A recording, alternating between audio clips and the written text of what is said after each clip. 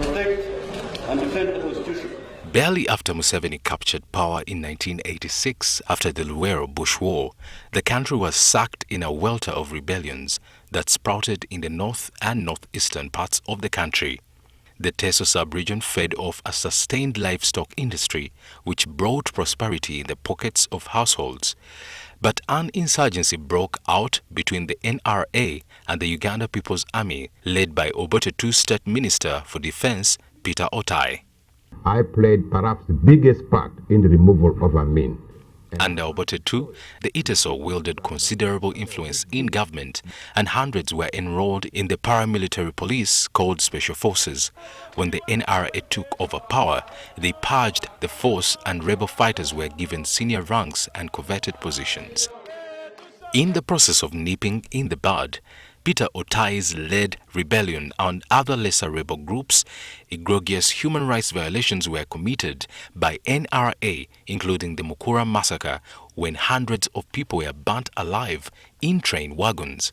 1986, when Museveni came in, was the year when the worst hit us. The Karamojong intensified cattle rustling, and our boys also now try to come to defend from the cattle rustlers. What happened, there were soldiers also around here. They brought soldiers who were not defending us at all. Even if we told them there were some Karamojong stealing cows here, they would not move. If they are genuine, and they really mean well for the people of Teso, they should go and compensate those people. They are demanding for what was taken from them.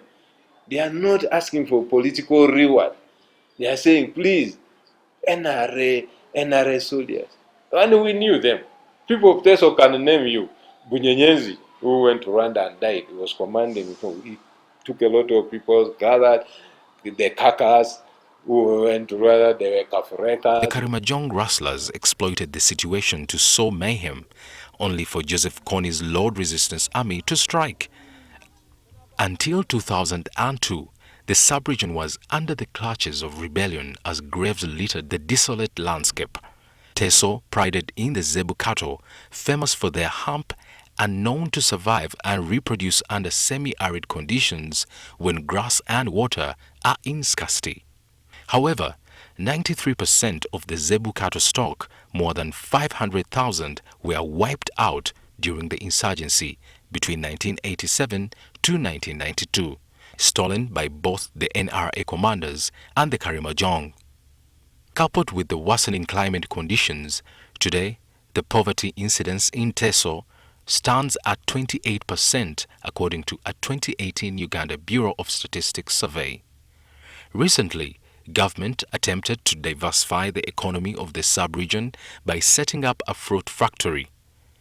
But driving through the villages paints a grim picture. The fruit trees, especially mangoes and oranges, are dying up, while factory officials say they cannot absorb local fruits due to their strong fiber.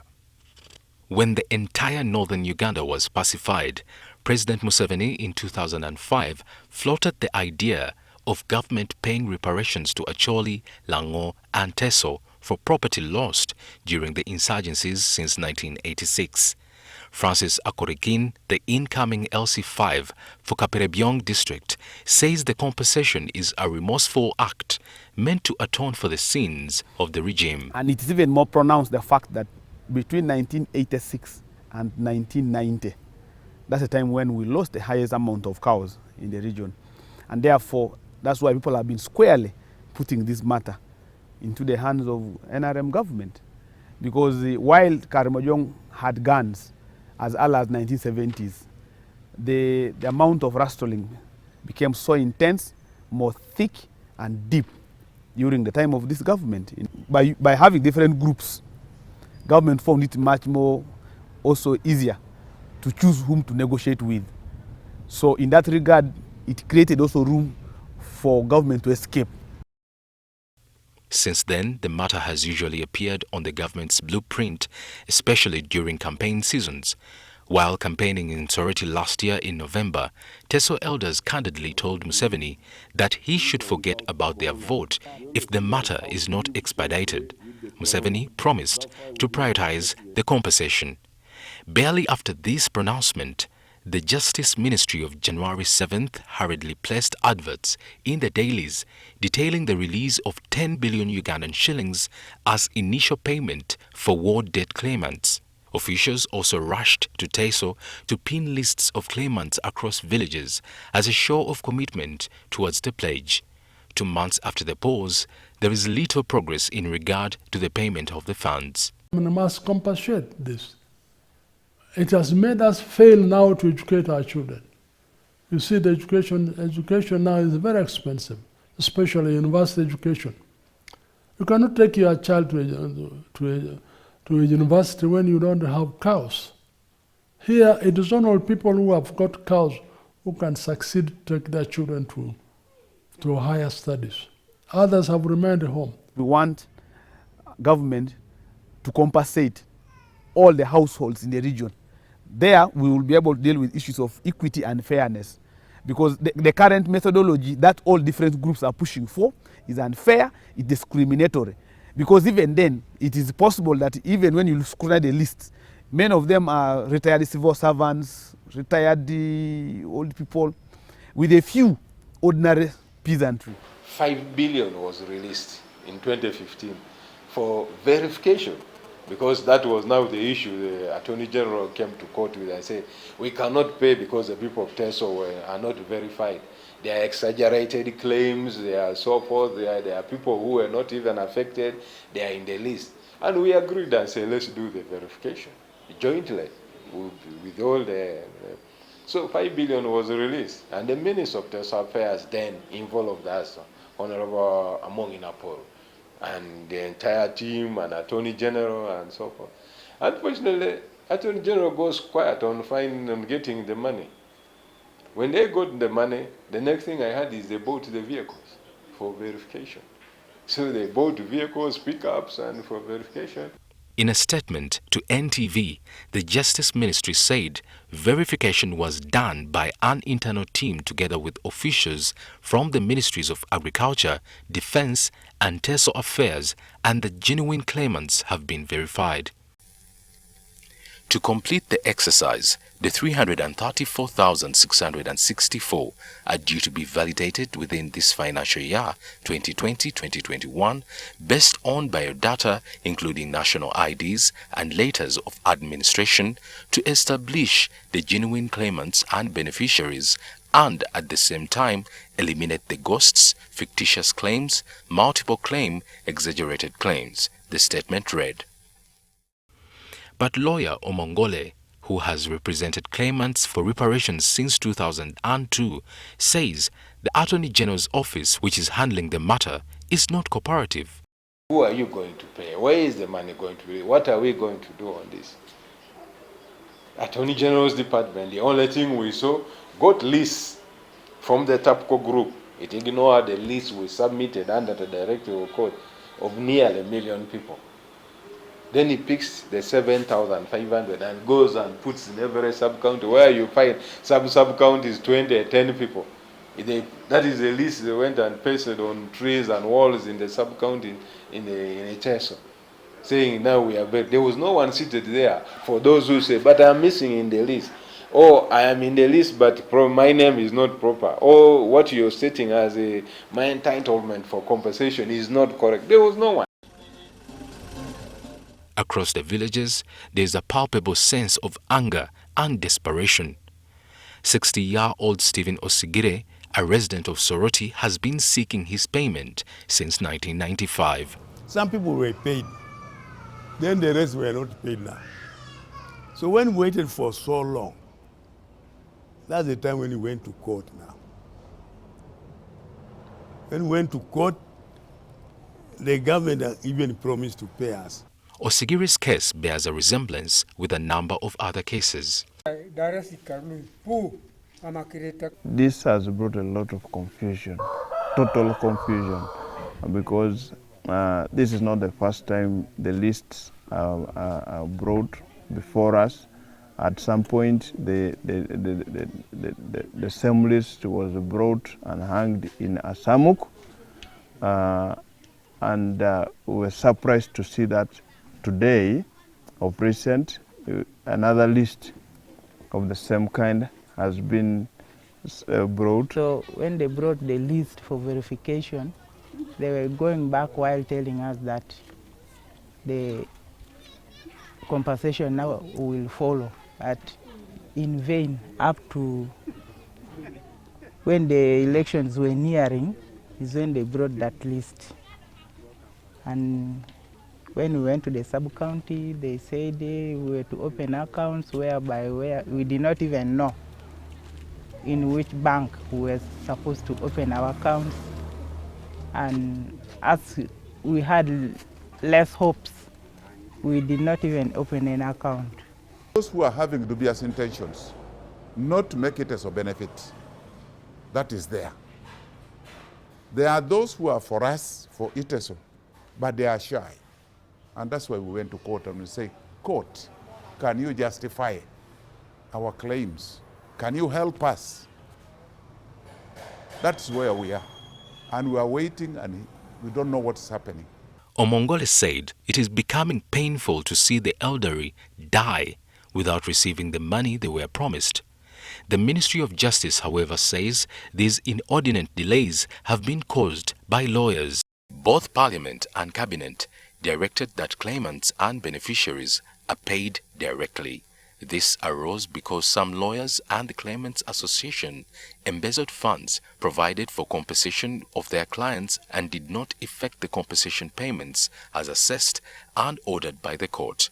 On the other hand, the lawyers have inflated, exaggerated, falsified lists of claimants and beneficiaries, the ministry said. In one instance, the ministry said one lawyer was paid 20 billion Ugandan shillings for the benefit of his clients who were livestock claimants and beneficiaries, and even when the Auditor General requested that he accounts for persons paid, the law firm refused and sued the Auditor General and got orders they should not be investigated.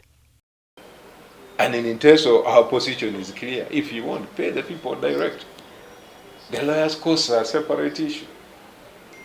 Let them pay the people of Teso direct. The money does not need to come through the lawyers.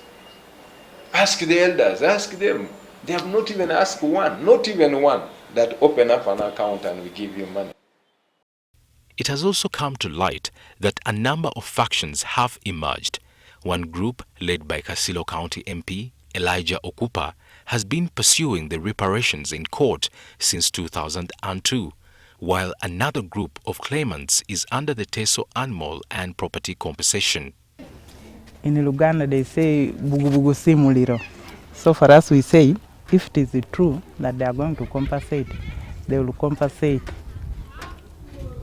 Because they would not only compensate because they have gone to court, if they meant to compensate. So for us, some of us stayed back, waiting whatever would happen.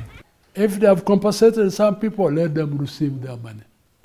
Those ones who have gone to court, they will also be verified later and get theirs. You know, government was not happy with them going to court. And one time the government even said, please, unite. I don't want 3-4 people going to court because of the same thing. A separate group led by Iwotu Jerison and others sued government in 2010 for 35 billion Ugandan shillings through Kampala Associated Advocates. In January 2011, President Museveni wrote to the then Justice Minister Chiduma Kuya directing him to constitute a team to verify the genuine claimants and pay them in not more than 2 financial years. No other claims of similar nature should be entertained in future from this region. An out-of-court settlement should be reached immediately, Museveni wrote. It remains unclear whether Iwotu's group or how many claimants it represented. I have given the entire list to Attorney General, parish by parish, sub-county by sub-county, district by district. They can go there and verify them. Village by village, verify and say, who is so and so? Yoloka from Ngora Izi, Umo from Mukumi, Okea from Bukedia, Imodoto from Kapelebion or Amuria. Who are they there? Did they have cows? Ask them to open up accounts and pay them. The Amuria district LC5, Erisat Oktoi, says imposters and commission agents have taken the place of claimants. In cases, what NRM does is that they will just create a group amongst themselves, then they pay them that money to themselves. My view is that let this money, let people, everybody be compensated, because people have suffered and people one way or the other, directly and indirectly, got problems, and so they must be compensated for their losses, which were primarily caused by this NRM team here. I don't know whether some of you know that the reason why NRM is taking long and does not want to move away from power is simply because of the damages and atrocities they caused. Their thinking and their reasoning is that they want to overstay so that those they are tortured, those they kill, will forget. Unfortunately, people are not going to die on one day. The process has also been politicized. They use their RDC's office. They also use their very own mobilizers, and those are the teams they normally use for getting them. They have disturbed people for long. The Justice Ministry claims that the 10 billion Ugandan shillings is currently on an escrow account. NTV could not independently verify this claim. It has also been revealed that Cabinet is considering appropriation of 150 billion Ugandan shillings as reparations split among the Acholi, Lango and Teso sub-regions. However, the total bill of reparations by all groups which sued government is about 2.5 trillion Ugandan shillings. Some MPs are baffled about the delays. That Teso was going to be given 10 billion. We've not seen that money. After that, actually we learned the whole figure was supposed to be 50 billion. That 50 billion is never coming across. It is not coming to the people. But besides that, what we have learned from the people is that so many names of people have been missing. Those who are entitled to compensation, not everybody's name has been captured. Trouble to actually ascertain who should be compensated. Because at a certain point, if you remember, groups of individuals decided to put up lists of people whom they thought should be compensated and went even to court. Yes, and then the rest of Teso was not captured in that list. Teso has an average as 3.6 million people from Tororo up to Kapelebiong. 3.6 million on an average of 7 people per household means that we could have like 300,000 households. 300,000 households basically means even if government at the bare minimum decided to use it as a social safety net to say, well, you may have lost 50 cows, you may have lost 70 cows, but the conditions now, it will not be possible that we only give you 50 cows, then your next household doesn't have anything. The fact that your name is in the list. We can say, okay, let's give each and every household in Teso 2 havers and 1 bull to support animal traction, or 2 bulls. So even if we say that on average, let every household get 3 heads of animals. So that will be 900,000 cattle at a going rate of 1 million shillings on average per each. That's roughly 90 billion. So we can now discuss the financing framework of how those cows can be given in the region. We can say, okay, financial year number 1, we are first taking 2 districts. Second financial year, in any case, if we have been patient for 30 years without having these cows, we can still be patient as long as there is a formula. First, government must come out clear and honest. Let government that whether it wants to pay. There are court orders. They have ignored the court orders. There are consents between the government and the people of Teso. There are promises. Let them be honest. Do they want to pay the people of Teso? If they are honest, then they can meet the stakeholders. Meet those elders. They have their association. Teso claimants, War Victims and Claimants Association has a leadership, a structure, right from the parish sub-county where, even if they wanted to meet sub-county representatives, they are there. In previous audit reports, the Auditor General, John Mwanga, detailed that in 2003, the Internal Affairs Ministry was instructed by the Prime Minister to develop a policy framework by 1st September 2003 to govern the management of compensation of properties destroyed by rebel activity. In the absence of such policy framework, Mwanga observed that it becomes difficult to determine the eligible communities for compensation.